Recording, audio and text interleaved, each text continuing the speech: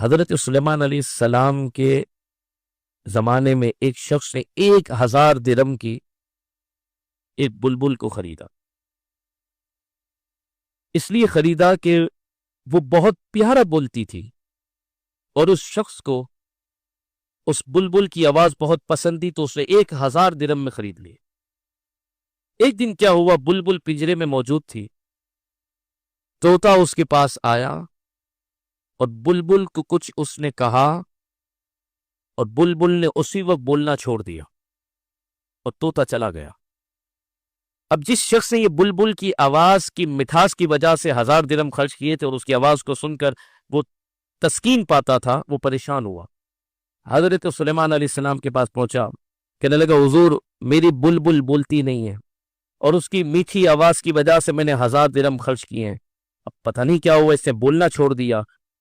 اور ہوا یہ تھا کہ طوطا آیا تھا اور پنجرے کے پاس اس نے کچھ کہا اور اس دن سے اس نے بولنا ہی چھوڑ دیا. آپ کوئی حل نکالیں. تو حضرت سلیمان علیہ السلام نے اس شخص کو کہا کہ بلبل کو پنجرے سمیت میرے پاس لے کر آؤ. جب وہ شخص بلبل کو پنجرے سمیت لے کر آیا تو حضرت سلیمان علیہ السلام نے بلبل سے بات کی. فرمایا کیا وجہ ہے تو خاموش ہو گئی ہے اور تیرا مالک تیری خاموشی سے پریشان ہے، بولتی کیوں نہیں ہے؟ تو بلبل کہنے لگی حضور بات یہ ہے کہ میں اپنے وطن اور اولاد کو یاد کر کے روتی تھی اور یہ میرے رونے کی آواز کو گیت سمجھتا تھا. یہ میری رونے کی کڑن والی آواز تھی، دکھ والی میری آواز تھی، اور میری دکھ والی آواز اس کے دل کو بہا رہی تھی اور یہ اس کو بہت مزہ آ رہا تھا اور یہ گیت سمجھ رہا تھا میری رونے والی آواز کو.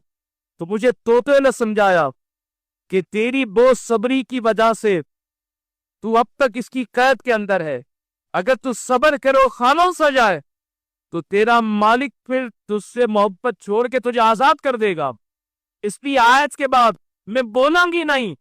تو حضرت سلیمان علیہ السلام نے اس کے مالک سے کہا کہ تو نا امید ہو جا، اب یہ بلبل بولے گی نہیں.